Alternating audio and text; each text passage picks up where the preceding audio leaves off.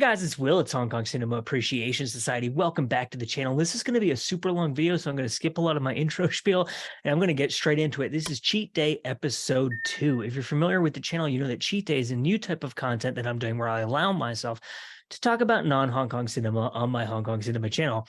I'm talking about a Japanese film today and a South Korean film, and the films are Revenge. This is the I got a new recording setup today too, by the way, because my phone is still broken. So I'm using like this kind of jerry-rigged thing with like my computer and a webcam and a podcast microphone. Anyway, this is a film that's directed by Tadashi Imai. It was released in 1964. Originally, it was written by Shinobu Hashimoto. I will go into both the director and the screenwriter in detail when I do my full review of this. I'm just kind of showing this off right away at the front of the video. If you want to know my thoughts on these two movies briefly, before I get into the heart of the review, I should also show, and this was, like I said, I think I said this is Eureka Masters of Cinema line. This came out in June of 2023, and this is one of my favorite releases of the year so far, if not maybe my single favorite release of the year so far. I don't really know, but like it's way up there. This is one of the best Japanese films I have seen in years, and this release is fantastic. And then we have Space Monster Wongmagwi. This is a South Korean kaiju film,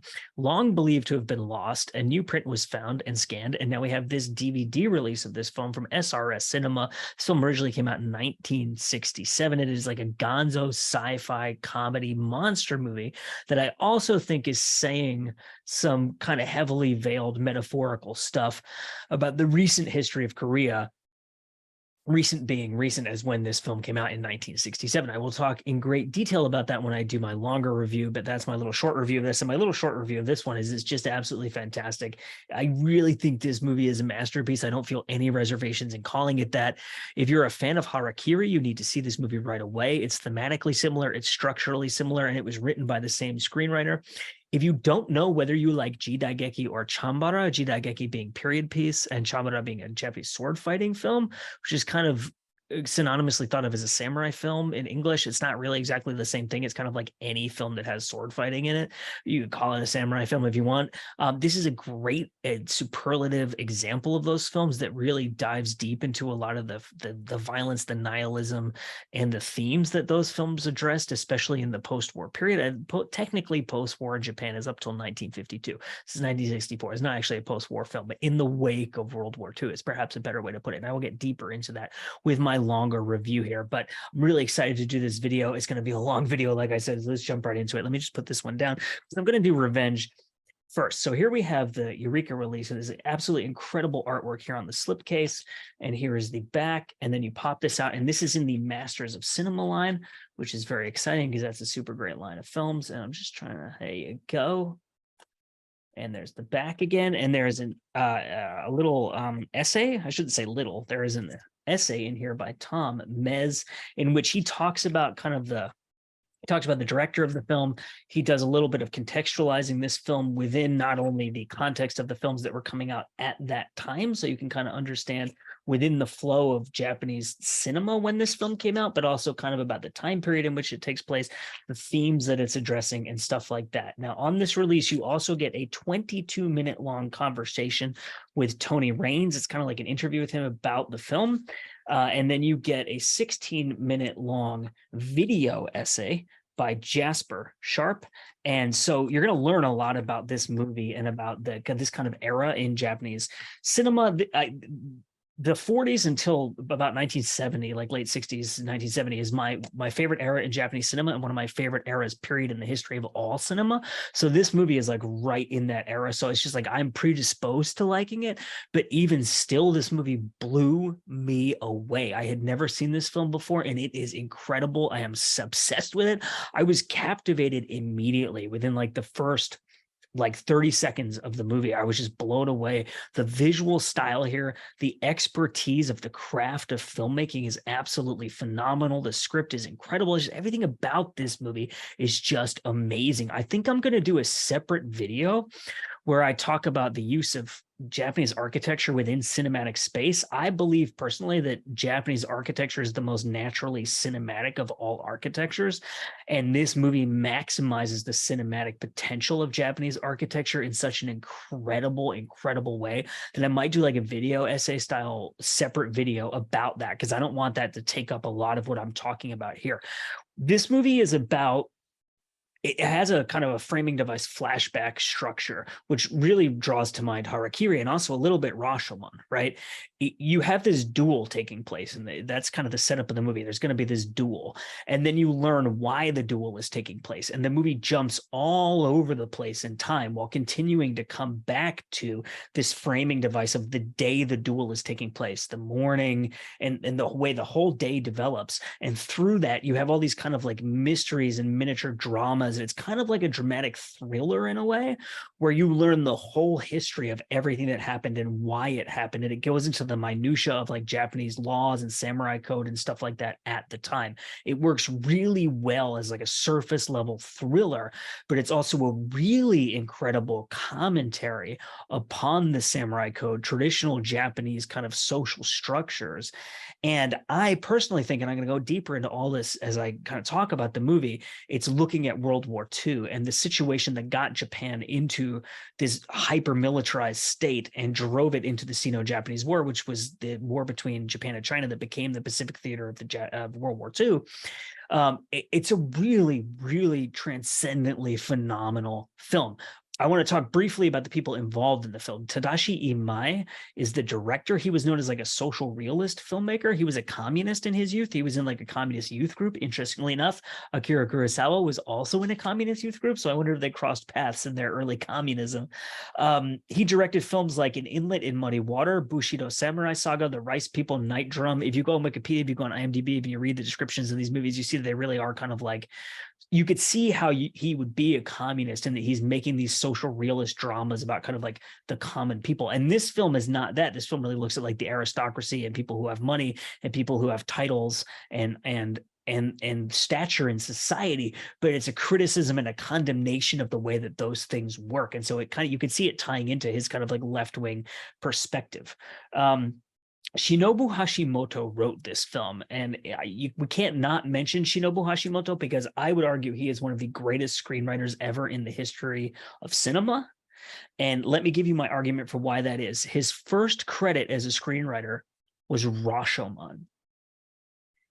I mean, come on, right? Like one of the best movies ever made, one of the most famous movies ever made, one of the most widely praised films ever made, especially for the writing, for the structure of it, stuff like that. Now, Kurosawa worked very collaboratively, with his screenwriters. So what he would do, I actually saw a documentary about this at some point. It was like a mini doc. I think it was on one of the Criterion releases of the Kurosawa films. But what he would do is he would take his screenwriting team, which is typically him and two other writers, and they would go to like a hot spring hotel, and they would stay there for like weeks or like a month, and they would like eat bomb-ass Japanese food and like live by the ocean, and they would write every day. They would have like a big room that was kind of like a dining room, conference table type of room where they would write every day, and it would be like a writer's room type of situation where they would talk and work out the themes, work out the structure and stuff like that, which really sounds like a writer's dream to have an artist as incredible as Kurosawa bringing writers in, and the writers themselves being incredible artists and just sharing that creativity and that ability to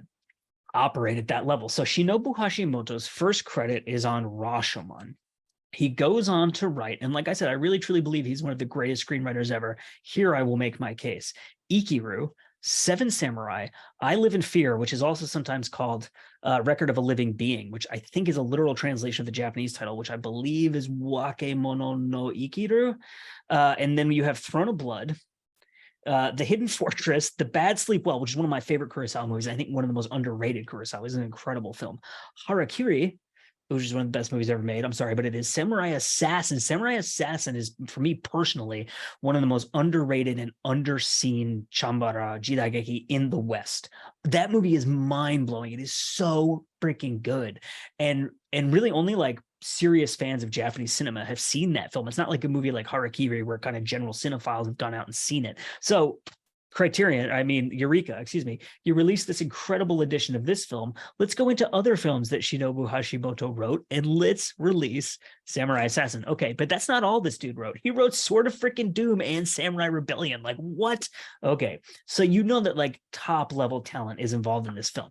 Now, I said that this movie works really well as a dramatic filler, but I also said I see it as a condemnation and a kind of commentary upon and criticism of the traditional Japanese kind of this feudal way of thinking that is very patriarchal, that is very much rooted in honor, duty, the things that you must do that you maybe don't want to do, and what your title is, what your station in society is. And all of that is rooted in violence, with like duels and like military obligations and harakiri, like ritualistic suicide if you've dishonored yourself or your family and stuff like that, right?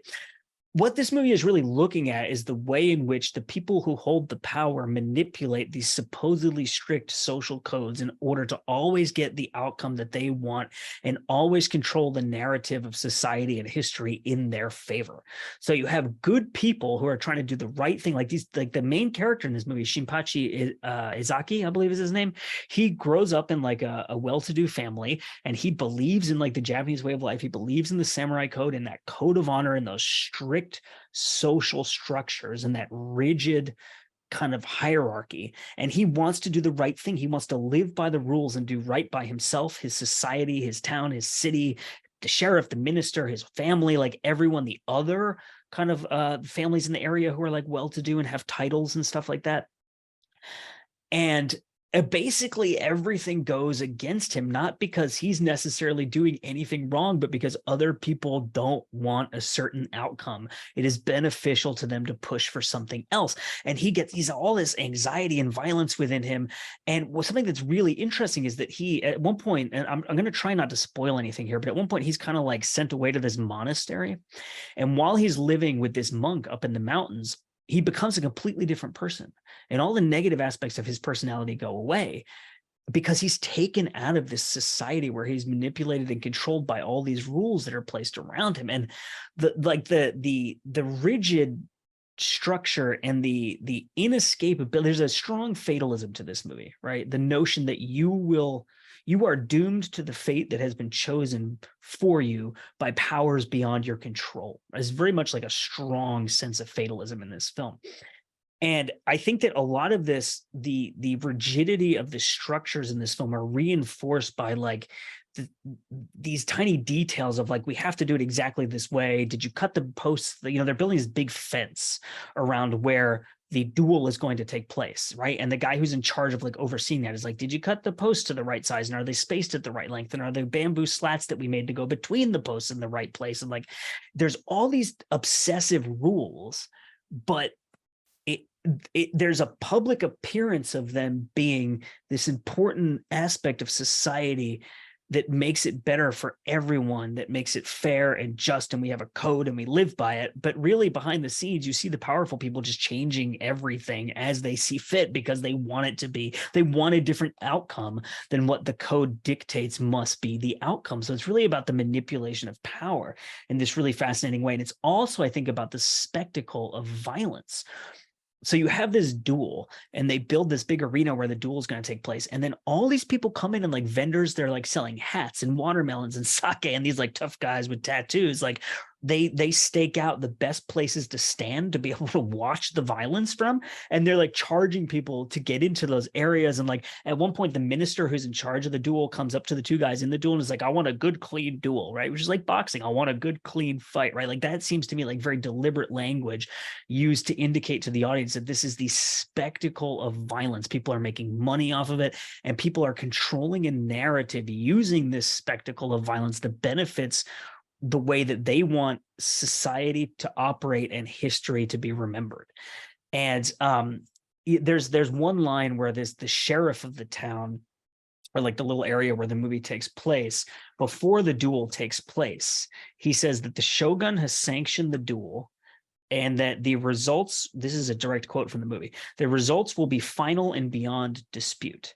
This is not true. The shogun doesn't know this duel is taking place. He hasn't come and like looked at all the rules they've written. Like they're just making all of this crap up, and they're saying we as the representatives of the shogun, as the officials of this area, like that's part of it. But what they're really saying is we're just making all this crap up and you have to live by it, but we're pretending it's this really official, important, like it's about the image that is presented and the reality behind that. And it's also, there are some really great black comedy scenes in this movie where, like, to give you one example of that, there's an early scene of a duel in this movie that takes place outside of like the system in a way. So like these two guys decide to fight each other, and the way that they do it is illegal, and one of them gets very seriously injured, and the families of the two guys have to go to the sheriff and like make their case so that people don't end up going to jail for having this illegal duel, right? And they both plead insanity. So the sheriff has to go to the minister, and it's like they're both pleading insanity, and so the minister is like, so we just have like two lunatics running around with samurai swords battling each other in the streets. Like, it's a very, like, I laughed out loud. The way that scene unfolds is very, very funny, and it's very well done.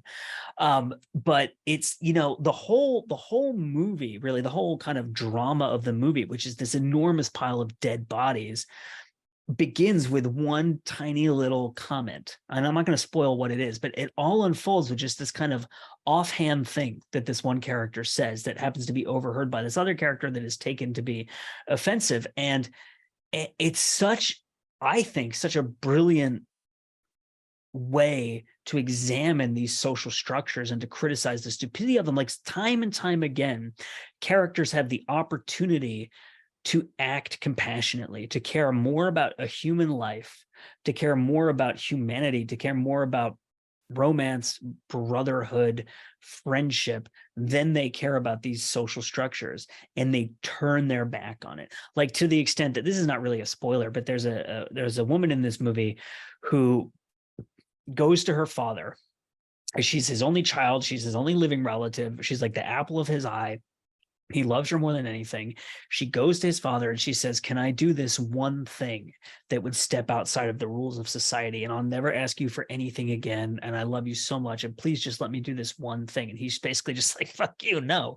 Like, everyone turns their back on love and compassion and humanity and all of these things in service of these strict, rigid social codes that lead to nothing but death and the entrenchment of power that is already held by very powerful people, while everyone else is continually disempowered. Now, in watching this film, it occurred to me that it might be commenting on World War II, right? Because World War II ended in 1945, which is 19 years before this movie happened. So I did some reading on Tadashi Imae, the director of this film, to kind of figure out why he would be attracted to this type of material, right? So like I said, he was a noted communist and leftist filmmaker. And early in his career, he made like pro-war Japanese propaganda films. And he later went on record as saying that was the biggest mistake of his life. He also said that his films are really what he centers on human tragedy. So if you think about his lifetime, the greatest human tragedy of his lifetime would have been, especially as a Japanese person, World War II, and all these horrible, horrible atrocities that the Japanese military committed in Korea and China during World War II, and elsewhere as well, Southeast Asia, but also the atomic bomb, the firebombing of Tokyo, the horrible stuff that happened to civilians in Japan as a result of the Japanese government's refusal to surrender and of getting them into the war in the first place, right? So there's this really incredible scene. And I should say the final duel in this movie, when it actually happens, is, you know, you're building up to it for the whole movie, is one of the best final duels I've ever seen in a samurai movie. It is freaking incredible. It's just like this masterpiece of like bloody, animalistic, nihilistic sword savagery chaos. It's freaking fantastic. It was an incredible duel, and I loved it. Bodies everywhere. And afterwards, we cut to darkness, night. There's some fires going. There's some guys sitting around the fire drinking sake. And these are the guys whose jobs it is to clean up the site of the duel afterwards, to drag away the dead bodies and everything, right? And they've just witnessed this enormous spectacle of violence put on by the powerful people to preserve their power and to perpetuate their narrative and stuff like that I talked about earlier in this video, right? And these guys are singing a song about marching into war. Like, we don't turn our backs. We march right into war. We're ready for battle, right? Watching this spectacle of violence has gotten them into this mood for like marching into war, for violence, for singing these songs of heroism. It's really hard for me not to read this as a kind of criticism of Japanese militarism, the way that the Japanese military leaders and the government used the spectacle of violence and Japanese social codes And really, I mean, you could argue the banks and the arms manufacturers and all the companies that were set to profit from the Sino-Japanese War, those people used traditional Japanese social structures and this idea of nobility in violence and self-sacrifice and your duty to the father being the emperor and Japan itself, to march into war, to have all of these people slaughtered, to have horrible, unimaginably horrible things like the rape of Nanking, and like the comfort women in Korea who were sex slaves, and the medical experiments on Chinese civilians.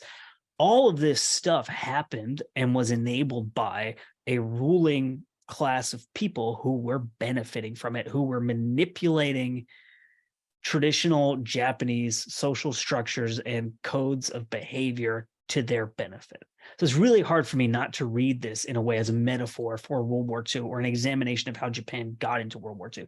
There's two final things I want to mention here. One is the music in this film. I thought the music in this film was incredible. It's by Toshiro Mayuzumi, who I'd never heard of before, admittedly, and he worked with some of the greatest Japanese directors of that era. He did When a Woman Ascends the Stairs, which is directed by Naruse. A lot of scholars and kind of historians of Japanese cinema will tell you that Naruse is absolutely one of the best of all Japanese filmmakers. If I'm not mistaken, Joseph L. Anderson and Donald Ritchie, who wrote a book entitled Japanese Film, Art, and Industry, I might be wrong about this. It's been about 10 years since I read that book, but I think they make the argument that Naruse is like the ultimate Japanese filmmaker. So this composer worked multiple times with Kon Ichikawa, who is a great filmmaker from that era. He did the score for Street of Shame, which is a Mizoguchi film. Mizoguchi directed probably my favorite ever Japanese movie, which is Ugetsu. The same guy did the score for Endless Desire, which is a Shohei Imamura film. He did Carmen Falls in Love, which is a Keisuke Kinoshita film, which is he did The Ballad of Narayama, which you may be familiar with because it's in Criterion Collection. And then The End of Summer, which is an Ozu film. And then, like I said, I think I'm going to do a separate video about the visuals and the architecture, and it's just incredible. So that is my over long spiel on Revenge. And now let's get into our South Korean kaiju film, changing gears completely. Space Monster Wongmagwi. This film was originally released in 1967, and it was directed by Kwon Hyuk Jin, and it was written by Byun Ha Young. And I apologize if I'm mispronouncing those names. Obviously, I don't speak any Korean. June 27th of 1967 is when this movie was originally released. This is if I'm not mistaken, the first ever feature-length Korean kaiju film. The first ever was, I think, a short film. And it's also one of the only sci-fi films made completely in Korea in this era with no co-production, no outside assistance or anything like that. And this movie was long believed to have been lost. And then a print of it was found and scanned and put out on this DVD. And there is a commentary track on here with Sung Hon Jong, who is the assistant professor of film and electronic arts at California State University in Long Beach, along with author and kaiju historian John Goodrich. And then there are like fan testimonials on here. So there's like a guy who runs a toy company, I think, and there's a woman who runs a Godzilla museum, and there's a guy who's like an actor in sci-fi B movies and stuff like that who kind of do little appreciations of this film. So what is this movie? It's like this gonzo 1960s sci-fi movie where you have like aliens that are like, it's like people in spray painted silver costumes and like ridiculous bleeps and bloops and like theremin music, and this amazing ridiculous like foam rubber monster costume and these miniature villages and someone going around smashing them and like classic like ridiculous 60s kaiju sci-fi stuff. It's also kind of a ridiculous goofy comedy. To give you an example of the comedy, there's a scene where all these people are in this like big building where they've gone to escape this monster and gets like ravaging through the city, and he really has to take a dump. So he finds a newspaper and he puts it on the floor and he squats on it to dump. And then the monster hits the building and he falls down and sits in his own crap. It's really funny. But that's the kind of humor that's in this movie. It's like you have this like monster carnage and this kind of serious monster movie, but it's also like this ridiculous comedy. It's a really fun, goofy, like the alien that, let me tell you the setup of the movie. There's these aliens in space who come to Earth, and their plan is to drop this huge monster onto Earth and have it destroy everyone so that they can come and take over the world. And then on Earth, you have this Air Force pilot who is called away on the day of his wedding to go and try to destroy the monster. And then you have all these it's kind of episodic. It goes into the lives of all these different characters who are experiencing this monster carnage in different ways. Now, I will say it's not until like about 50 minutes into the film that you start getting like lots of monster carnage and scenes of people like running around on the streets and the monster knocking over buildings and that kind of stuff you would expect from like a Gojira type of film, right? There's also like a big section of the film where the monster has the fiance of the Air Force pilot. He has that woman kind of captive. So it has this kind of King Kong thing. I have seen people describe this movie as being like basically a ripoff of or very similar to King Kong. I think the King Kong similarities are very cosmetic. It's really just the fact that he has the woman and also the fact that there are airplanes chasing him. But I don't think other than that, there are a ton of similarities between this film and King Kong.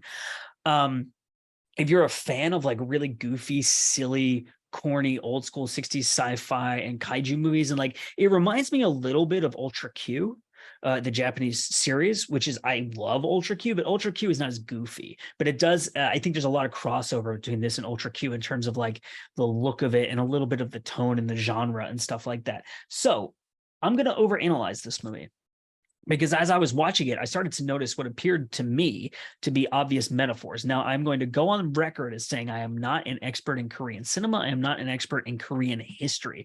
This is my amateur interpretation upon watching this film. So I want to talk about the Korean War. I did a little bit of research on this. Again, I'm not an expert. It took place from 1950 to 1953. 2 to 3 million civilians died in the Korean War. That's almost impossible to wrap your mind around. In a country that small, 2 to 3 million civilians in 3 years. That is insane. Think of the kind of generational and social and cultural trauma that would be deeply ingrained in this nation just 14 years later when this movie was made, okay? So again, I'm not an expert on this, but from what I understand, in the late 1940s, 2 sovereign states emerged from the Korean Peninsula, North Korea, South Korea, North Korea being communist and allying itself with China and Russia, South Korea being capitalist and democratic and allying itself with the United States and the allies of the United States. So essentially the Korean War, even though it's North Korea versus South Korea, is really a proxy war within the Cold War of China and Russia on one side and the US on the other side. So think about this movie. This alien thing, this massive scary force appears above Korea. And it has decided to use Korea as the main location for its attempt to take over the world. This to me is a very clear metaphor for Russia and China over here and the US over here attempting to use the Korean Peninsula in their game of global domination, right? Okay, then they drop this monster onto Korea, and then all this carnage starts taking place.